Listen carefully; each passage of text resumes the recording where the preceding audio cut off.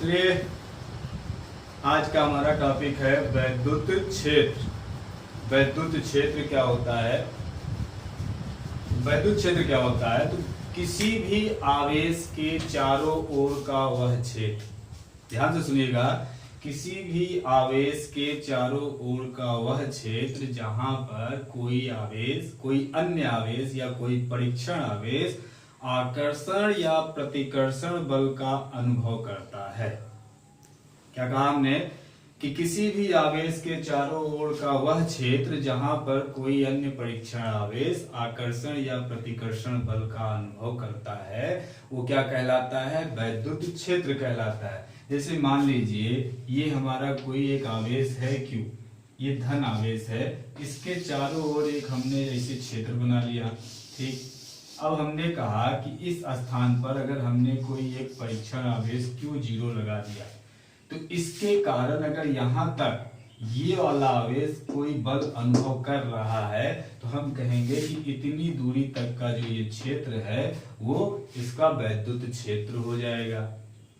बात समझ में आ रही है आपको? फिर से सुनिए कि किसी भी आवेश के चारों ओर का वह क्षेत्र जहां पर कोई अन्य आवेश या परीक्षण आवेश आकर्षण या प्रतिकर्षण बल का अनुभव करता है, वो क्या कहलाता है?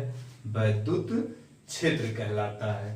अब इसके बाद आता है कि वैद्युत क्षेत्र की तीव्रता।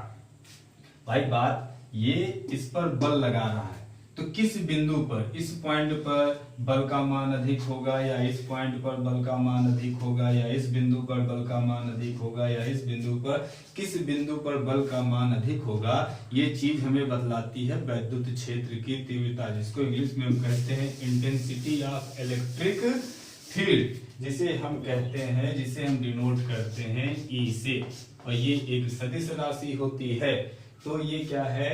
वैद्युत क्षेत्र की तीव्रता। वैद्युत क्षेत्र की तीव्रता।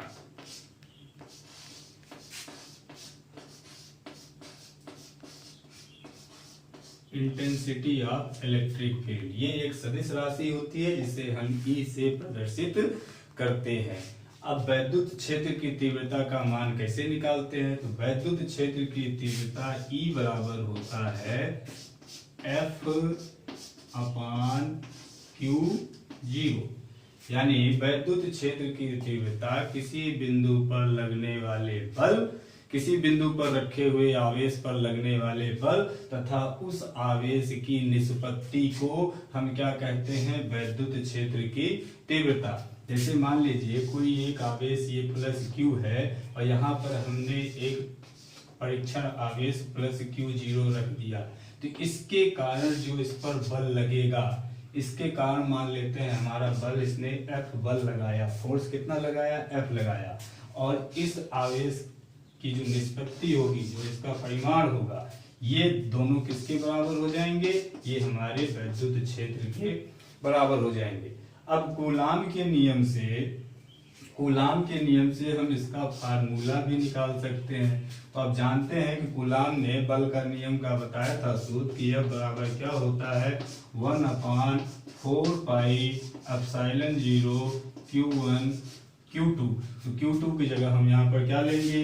Q0 लेंगे, और नीचे अगर इन दोनों के बीच की दूरी हम अगर R मान लें तो होता था R²। F बराबर 1/4 पाई एप्सिलॉन 0 Q1 Q0 अपान R²।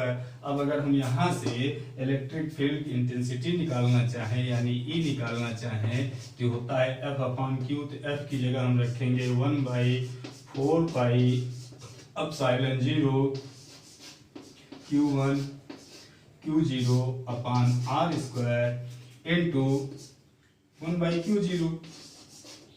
Q0 से Q0 कट गया तो E का मान आ गया 1/4 पाई एप्सिलॉन 0 Q अपान R²। एक फार्मूला आपका E का ये भी हो गया, और दूसरा फार्मूला हमारा E का ये भी हो गया, E बराबर F अपान Q0। अगर हम यहाँ से इसका मात्रक निकालना चाहें तो आप जानते हैं F का मात्रक होता है न्यूटन। F का मात्रक होता है न्यूटन, और Q यानी आवेश, और आवेश का मात्रक होता है कूलाम। तो हम कह सकते हैं कि विद्युत क्षेत्र की तीव्रता का मात्रक न्यूटन प्रति कूलाम होता है। तो ये तो बात हो गई हमारी विद्युत क्षेत्र की तीव्रता की। इंटर में क्लास 12 के लिहाज से इसके बाद जो अगला टॉपिक आता है वो काफी इंपॉर्टेंट है। कभी कभी 1-2 नंबर के क्वेश्चन उसमें से पूछ लिए जाते हैं, और वो है वैद्युत बल रेखाएं।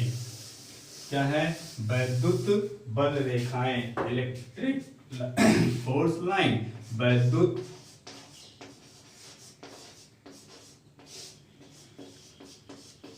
बल रेखाएं।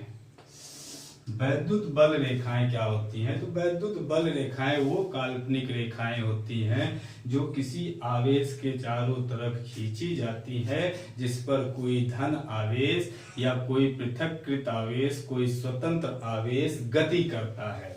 वैद्युत बल रेखाओं की कुछ अपने गुण भी होते हैं। तो वैद्युत बल रेखाओं का पहला जो गुण होता है वो हमेशा क्या होता है? धन से ऋण की तरफ, यानी धन आवेश से ऋण आवेश की तरफ गति करता है। ये वैद्युत बल रेखाएं धन आवेश से ऋण आवेश की तरफ चलती हैं। दूसरा, वैद्युत बल रेखा के किसी भी बिंदु पर, जैसे मान लीजिए इधर हमने लिखा +Q, इधर ये माइनस, इधर एक प्लस आवेश है, इधर एक माइनस आवेश है। ये बल रेखाएं प्लस से माइनस की तरफ चलेंगी, ऐसे ऐसे ऐसे। वैद्युत बल रेखाएं, अगर वैद्युत बल रेखा के किसी भी बिंदु पर हम बल की दिशा ज्ञात करना चाहें तो उस पर, जैसे मान लीजिए इस बिंदु पर हमें क्या कहते हैं, दिशा ज्ञात करनी है, तो सीधे सीधे हम इस पर एक स्पर्श रेखा खींचेंगे, और जो स्पर्श रेखा की दिशा होगी वही हमारी वैद्युत बल रेखा की भी दिशा हो जाएगी। ये दूसरी क्या कहते हैं, हमारी प्रॉपर्टीज हो गई।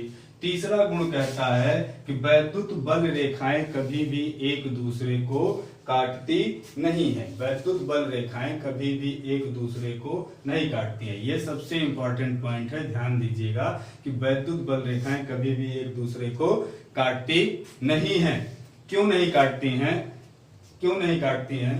बल रेखाएं कभी भी एक दूसरे को प्रतिच्छेदित नहीं करती हैं। क्यों नहीं प्रतिच्छेदित करती हैं? जैसे मान लीजिए एक वैद्युत बल रेखा हमारी ये गई, और दूसरी वैद्युत बल रेखा को अगर हमने ऐसे कर दिया, दोनों एक दूसरे को काट दिए।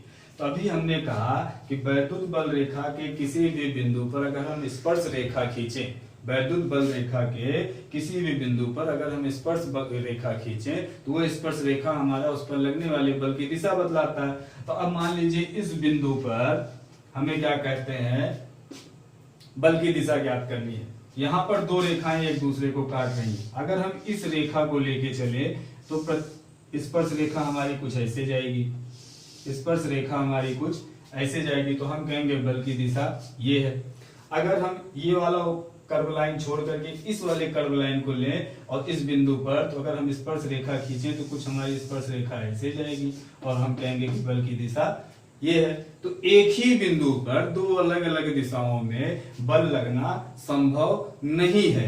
इसीलिए कहा जाता है कि वैद्युत बल रेखाएं कभी भी एक दूसरे को प्रतिच्छेदित नहीं करती हैं। तीसरा जो इसका नियम है कि दो वैद्युत बल रेखाएं हमेशा, जैसे ये वाली रेखा और ये वाली रेखा, हमेशा एक दूसरे से दूर जाने का प्रयत्न करती हैं, यानी आपस में प्रतिकर्षण बल लगाती हैं।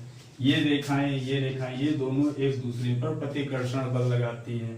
तो हमने आपको ये प्रॉपर्टीज बताई कि सबसे पहली प्रॉपर्टीज कि वैद्युत बल रेखाएं हमेशा धन आवेश से ऋण आवेश की तरफ चलती हैं। दूसरा हमने बताया कि वैद्युत बल रेखाएं कभी एक दूसरे को प्रतिच्छेदित नहीं करती। तीसरा हमें बताया कि दो वैद्युत बल रेखाएं एक दूसरे को हमेशा प्रतिकर्षित करती हैं। अब देखिए, अगर कोई धन आवेश है तो उससे जो हमारी वैद्युत बल रेखाएं निकलेंगी वो बाहर की तरफ निकलेंगी। अगर कोई धन आवेश है, मान लीजिए ये कोई प्लस आवेश है तो इससे धन जो हमारी वैद्युत रेखाएं हैं वो हमेशा बाहर की तरफ निकलेंगी, वो हमेशा बाहर की तरफ निकलेंगी और पृष्ठ से लंबवत निकलेंगी, हमेशा बाहर की तरफ निकलेंगी और पृष्ठ से लंबवत निकलेंगी। जबकि ऋण आवेश अगर होगा तो हमेशा अंदर की तरफ आएंगी और पृष्ठ पर लंबवत अंदर प्रवेश करेंगी। तो ये बात आगे आपको बहुत ध्यान रखनी है, आगे बहुत काम आएगी कि जो वैद्युत बल रेखाएं होती हैं धन आवेश के लिए वो पृष्ठ से लंबवत बाहर की तरफ निकलती हैं और ऋण आवेश के लिए पृष्ठ से लंबवत अंदर की तरफ आते हैं। यानी जहां से निकलेंगी वहां से भी उस पृष्ठ से लंबवत, अगर ये पृष्ठ है तो इस पृष्ठ से इसे बाहर लंबवत की तरफ, अगर ये धन आवेश है, अगर ये मान लीजिए ऋण आवेश है तो इससे इस पृष्ठ के अंदर लंबवत ही जाएंगी। तो ये तो हो गई हमारी वैद्युत बल रेखाएं। अब इसके बाद हम आते हैं जो अगला हमारा टॉपिक है वो है वैद्युत द्विध्रुव। वैद्युत द्विध्रुव ये क्या होता है? वैद्युत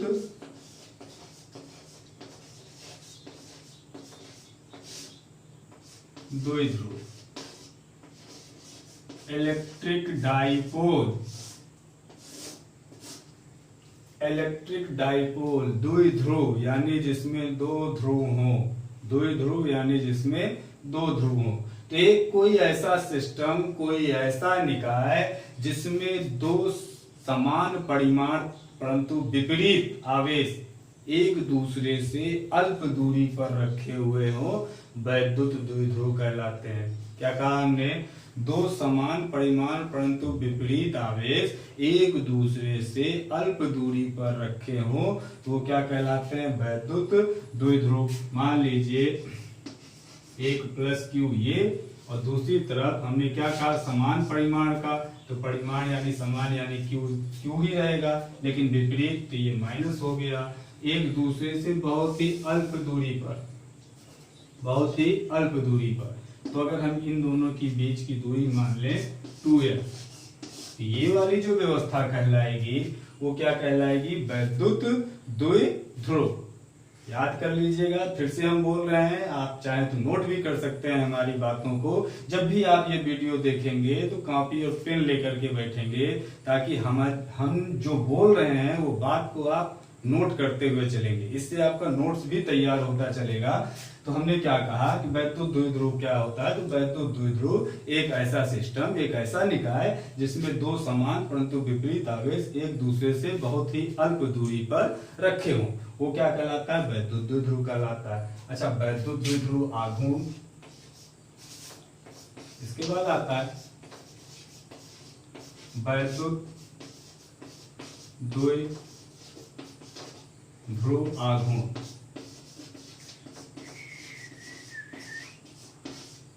वैद्युत द्विध्रुव आघूर्ण, इसे हम P से प्रदर्शित करते हैं। वैद्युत द्विध्रुव आघूर्ण को हम P से प्रदर्शित करते हैं और ये क्या होता है? दोनों आवेशों में से कोई एक आवेश, दोनों आवेशों में से कोई एक आवेश और उनके मध्य के दूरी कोई गुणनफल को, फिर से याद कीजिएगा, दोनों में से कोई एक, चाहे प्लस क्यू चाहे माइनस क्यू, हमें चिन्ह नहीं लेना है, हमें केवल परिमाण लेना है। तो चूंकि दोनों समान परिमाण है इसलिए दोनों में से कोई एक आवेश, दोनों आवेशों में से कोई एक आवेश और उनके मध्य की दूरी के गुणनफल को ही हम क्या कहते हैं? वैद्युत द्विध्रुव आघूर्ण, जिसे हम P से प्रदर्शित करते हैं। तो P बराबर क्या हो जाएगा?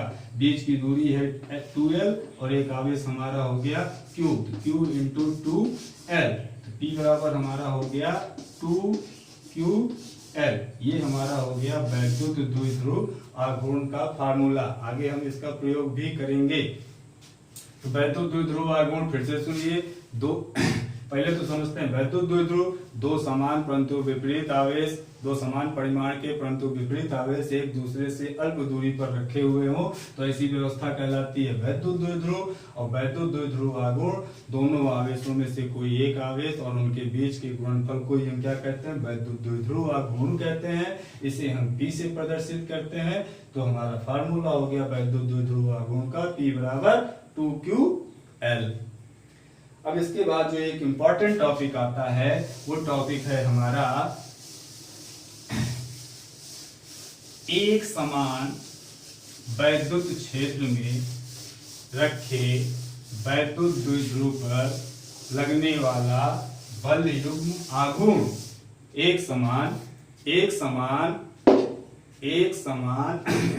वैद्युत एक समान बाह्य विद्युत क्षेत्र में रखे वैद्युत द्विध्रुव पर लगने वाला बल युग्म आघूर्ण। देखिए हेडिंग हमारी क्या कर रही है, एक समान बाह्य विद्युत क्षेत्र में रखे वैद्युत द्विध्रुव पर लगने वाला बल युग्म आघूर्ण। तो कहना क्या चाहता है, तो देखिए सबसे पहले हम बना लेते हैं एक वैद्युत क्षेत्र बना लेते हैं। मान लीजिए ये वैद्युत क्षेत्र हम बना रहे हैं, एक समान वैद्युत क्षेत्र हमने बना लिया। इसकी दिशा हमारी इस तरफ है, इसको हम E से लिख दे रहे हैं। ये हमारा एक समान वैद्युत क्षेत्र हो गया। अब इसमें हम कोई एक वैद्युत द्विध्रुव रख देते हैं। हमने बताया था कि वैद्युत द्विध्रुव कैसा होता है, समान एक हम ऐसे, ये देखिए ऐसे हम एक वैद्युत द्विध्रुव ऐसे लिख देते हैं। एक साइड इसमें क्या होता है, इधर हम माइनस क्यू रख दें, इधर क्या होगा प्लस क्यू। इन दोनों की जो बीच की दूरी होगी बहुत ही अल्प होती है, जिसको हम मान लिए थे 2l, ये हो गया 2l। ये दूरी हो गई इसके बीच की 2l। ये हमने एक वैद्युत द्विध्रुव आघूर्ण लगा दिया। अब देखिए, अब हम लिखेंगे प्लस क्यू आवेश के कारण, प्लस क्यू आवेश के कारण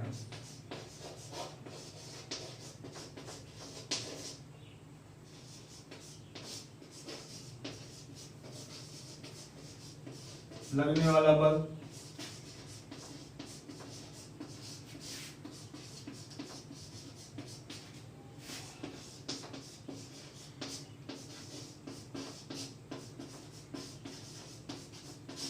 देखिए इधर जो इस आवेश पर जो बल लगेगा उसकी दिशा क्या होगी, इस विद्युत क्षेत्र के इधर, यानी ये जो दिशा होगी ये F की दिशा होगी, माइनस क्यू विद्युत क्षेत्र के विपरीत दिशा में, यानी इधर जो होगा ये बल की दिशा इधर होगी।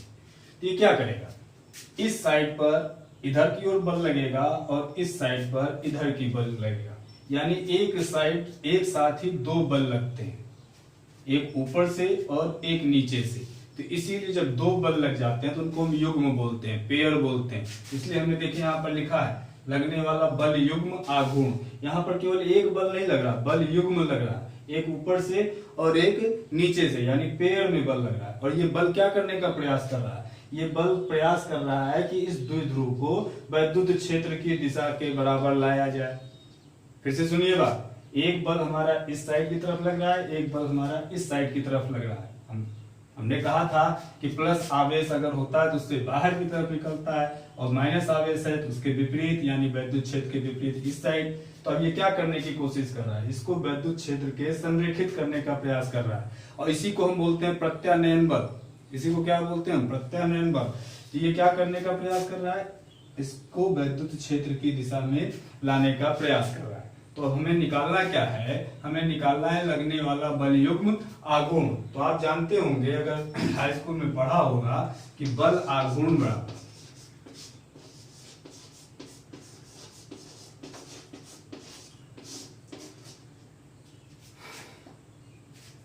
बल आघूर्ण बराबर क्या होता है, तो बल आघूर्ण बराबर होता है बल गुणे क्रिया रेखा के बीच लगने वाली लंबवत दूरी।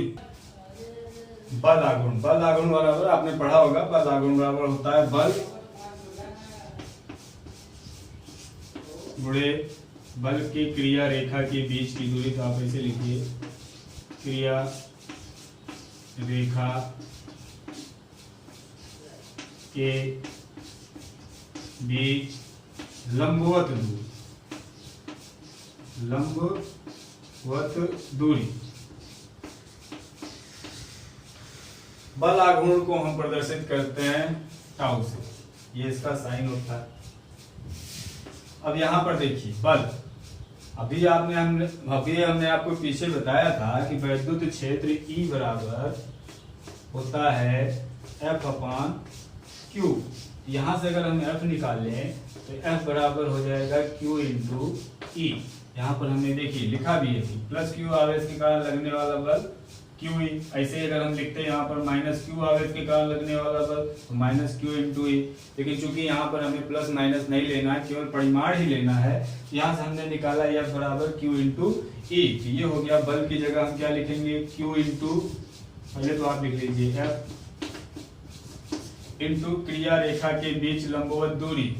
तो ये एक बल इधर लग रहा है, एक बल इधर लग रहा है, इनके बीच की लंबवत दूरी हमें लेनी है। तो थोड़ी सी आप ज्योमेट्री का अगर प्रयोग करें, यहाँ से देखिए, अगर हम एक ऐसे यही हम परपेंडिकुलर खींचे, ये वाला जो एंगल, ये वाली जो दूरी होगी, इसको अगर हम नाम दे दें ए, ये वाला बी और ये सी, तो जो हमारी लंबवत दूरी होगी ये होगी हमारी बी इंटू डी सी। तो F into B C, F into B C. अब देखिए, अब हम इस ट्राइंगल को बाहर थोड़ा बना रहे हैं, ये ट्राइंगल का शेप बन रहा है ए बी सी। देखिए कुछ हमारा ट्राइंगल ऐसा बन रहा है, ये था ए, ये बी और ये सी। ये वाली लंबाई हमारी है 2l, जो कि हमारी द्विध्रुव की लंबाई थी, ये 2l है। अगर हम इसको थीटा मान लें, अगर हम इसको थीटा मान लें, तो ये वाला हम कैसे निकालेंगे? तो अगर ट्रिग्नोमेट्री थोड़ी बहुत आपने पढ़ी हो तो आप जानते हैं, हम लिख सकते हैं इसको साइन थीटा बराबर क्या होता है, लंब बटा कर्ण। तो ये इस एंगल के लिए लंब ये हो जाएगा और कर्ण ये हो जाएगा, तो ये हो जाएगा BC अपान AB, BC अपान AB। यहां से हो गया साइन थीटा बराबर BC बटा 2l। अगर हम BC निकालें तो BC बराबर हो गया 2l sine theta, 2l sine theta.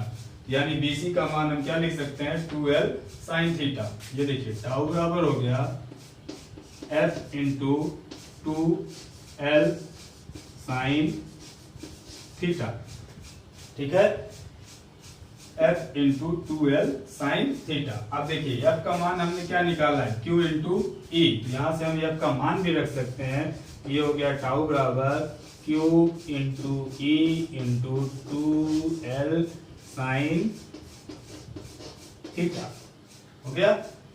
अगर हम इसको थोड़ा सा आगे पीछे करके लिखें तो ये हम लिख सकते हैं टाउ बराबर 2e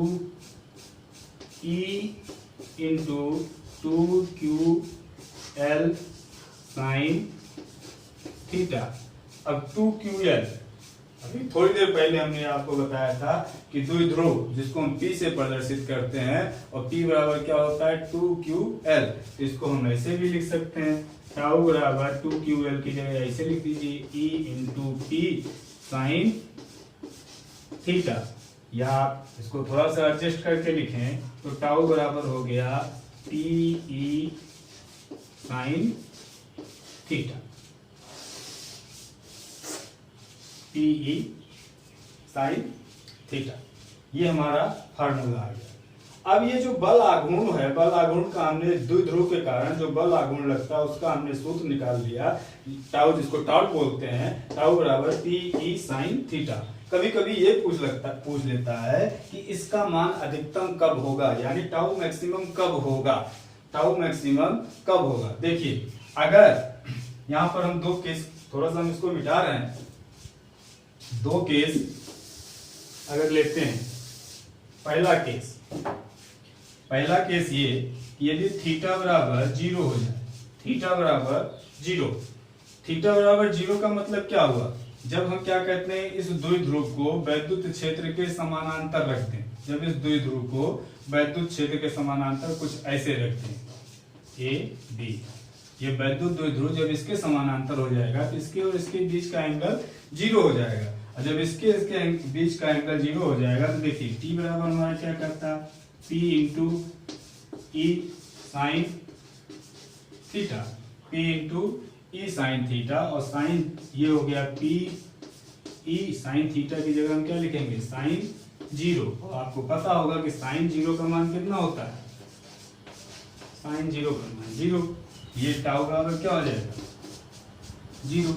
यानी तब इस पर किसी भी प्रकार का बल नहीं लगेगा जब द्विध्रुव को हम वैद्युत क्षेत्र के समानांतर रख देंगे।